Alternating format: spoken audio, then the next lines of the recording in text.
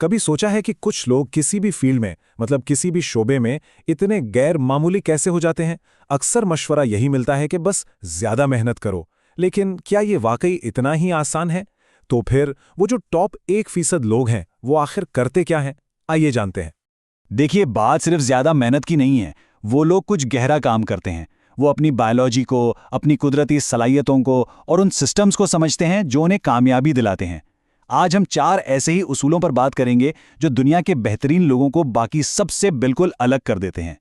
तो आज हम क्या क्या सीखने वाले हैं? सबसे पहले हम ढूंढेंगे अपना एंटी टैलेंट। फिर हम समझेंगे अपनी बायोलॉजिकल बैलेंस शीट को। उसके बाद हम देखेंगे कि सिमुलेशन एडवांटेज क्या होता है। फिर प्रैक्टिस करेंगे वर्चुअस साइलेंस की। और आखिर में एक बहुत ही खास नुक्ते पर बात खत्म करेंगे।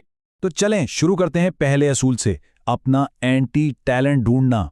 यह असूल एक बहुत ही बड़ी गलतफहमी को दूर करता है, जिसकी वजह से बहुत से लोगों के करियर्स खराब हो जाते हैं। और वो गलतफहमी ये है कि सिर्फ मेहनत से सब कुछ ठीक हो सकता है। तो ये एंटी टैलेंट आखिर है क्या चीज? सीधे अल्फाज में ये किसी भी इंसान की शख्सियत का वो हिस्सा है जो बेहतर हो ही नहीं सकता, चाहे कितनी ही कोशिश क्यों ना कर ली जाए। ये वो चीज है जिस पर मेहनत का कोई असर ही नहीं होता। और ये बात समझना बहुत बहुत जरूरी है कि एंटी टैलेंट और कमजोरी ये दो अलग चीजें हैं। जैसा कि आप इस स्लाइड पर देख सकते हैं, कमजोरी को मेहनत से ठीक किया जा सकता है, वो बस एक स्किल में कमी होती है। लेकिन एंटी टैलेंट वो एक कुदरती हद है जिस पर मेहनत बिल्कुल बेअसर रहती है। इसकी सबसे बेहतरीन मिसाल है कियानो रीव्स। आज वो एक बहुत बड़े एक्शन स्टार हैं, लेकिन क्या आप जानते हैं कि शुरू में लोग उनके डायलॉग्स पर बहुत तनकीद करते थे। डायलॉग बोलना उनका एंटी टैलेंट था, लेकिन उसे ठीक करने की कोशिश करने के बजाय उन्होंने उसी के इर्द गिर्द अपना पूरा कैरियर ही डिजाइन कर लिया। जरा इस स्लाइड पर यह नंबर तो देखिए। 3 घंटे लंबी फिल्म जॉन विक चैप्टर 4 में कियानो ने सिर्फ 380 अल्फाज बोले। सिर्फ 380।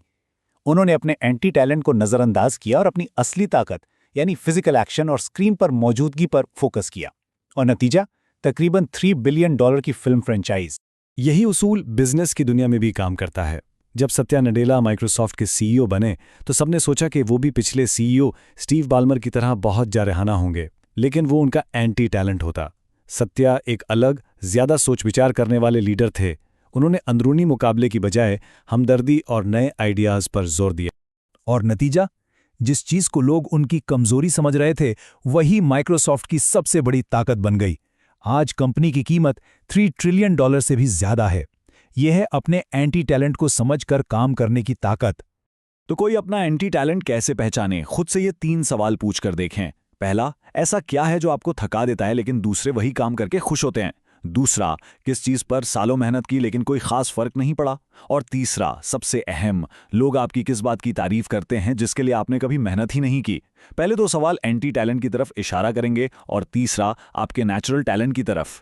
अब चलते हैं दूसरे उसूल की तरफ, आपकी बायोलॉजिकल बैलेंस शीट।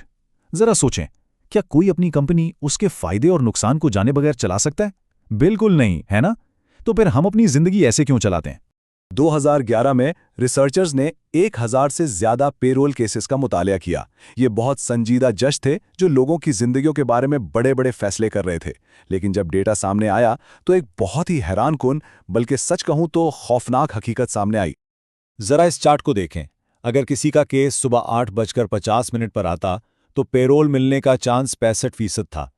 लेकिन लंच से ठीक पहले ये चांस गिरकर तकरीबन 0% हो जाता और फिर लंच के बाद ये वापस 65% पर आ जाता। ये जज बुरे लोग नहीं थे, वो सिर्फ थक चुके थे। उनके दिमाग का जो फैसला करने वाला फ्यूल था ना, वो खत्म हो गया था। हमारी बायोलॉजी हमारी परफॉर्मेंस से अलग नहीं है, बल्कि ये खुद हमारी परफॉर्मेंस है।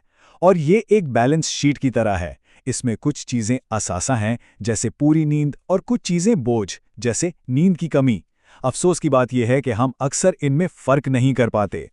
बहुत से लोग ये सोचते हैं कि ज्यादा काम करने के लिए नींद कुर्बान करनी पड़ती है, लेकिन नींद बोझ नहीं, हमारा सबसे बड़ा असासा है। सीडीसी के मुताबिक सिर्फ एक रात की कम नींद हमारी याददाश्त को 20 से 30% तक कम कर सकती है। याद रखें, एक थका हुआ जिस्म कभी भी एक तेज दिमाग का साथ नहीं दे सकता। और अब हमारा तीसरा असूल, सिमुलेशन एडवांटेज।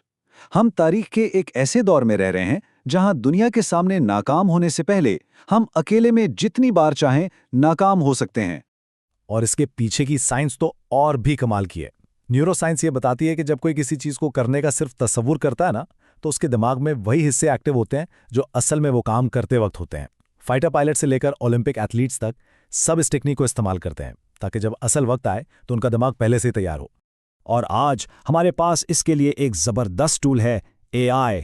आप ये तरीका आजमा सकते हैं। कोई भी अहम मौका सोचें, जैसे कोई इंटरव्यू। AI का वॉइस मोड ऑन करें और उससे बात करें। 3 अलग अलग AI शख्सियात के साथ प्रैक्टिस करें, एक जो दोस्ताना हो, एक जो शक्की हो और एक जो बिल्कुल बेतुके सवाल करे। हर प्रैक्टिस के बाद खुद से पूछें, किस चीज़ ने मुझे हैरान किया। इस तरह जब आप असल इंटरव्यू में जाएंगे तो आपको लगेगा कि ये सब तो पहले ही हो चुका है। और हमारा चौथा और आखिरी असूल है विर्चुओसो साइलेंस। इसका मतलब है अपने दिमाग के अंदर के शोर को कम करना ताकि प्रेशर में बेहतर फैसले किए जा सकें। एक रिसर्च से पता चला कि जब दिमाग में बहुत ज्यादा शोर चल रहा हो तो प्रेशर में परफॉर्मेंस बहुत बुरी तरह गिर जाती है। जो लोग बेहतरीन परफॉर्म करते हैं उनके पास कोई अलग दिमाग नहीं होता, उन्होंने बस अपने दिमाग को अंदर से पुरसुकून रहना सिखाया होता है। इसे हासिल करने का एक आसान सा 3 स्टेप का तरीका है, स्टॉप, ड्रॉप, स्वॉप। पहला, स्टॉप, जो काम कर रहे हैं उसे पूरी तरह खत्म करें। दूसरा, ड्रॉप, अपने जिस्म को ढीला छोड़ें, एक गहरी सांस लें। और तीसरा, स्वॉप, ये एक तरह का रीसेट बटन है जिससे दिमाग अगले काम के लिए तैयार हो जाता है। तो ये 4 उसूल तो परफॉर्मेंस को बेहतर बनाने के लिए थे, लेकिन सबसे गहरी और सबसे अहम बात वो परफॉर्मेंस से भी आगे की है। और वो बात ये है, कामयाबी पर फोकस नहीं किया जा सकता, सिर्फ अपने हुनर को बेहतर बनाने पर फोकस किया जा सकता है। कामयाबी का अपना वक्त होता है, वो तब आती है जब उसे आना होता है, ना कि जब हम चाहते हैं। असल राज बस यही है। हम सिर्फ एक काम कर सकते हैं, मौके के लिए अपना दरवाज़ा खुला रखना, क्योंकि अगर वो दरवाज़ा बंद है तो ये बात तो पक्की है कि मौका कभी भी अंदर नहीं आएगा। तो बस खुद से पूछने की ज़रूरत है, क्या वो दरवाज़ा खुला है?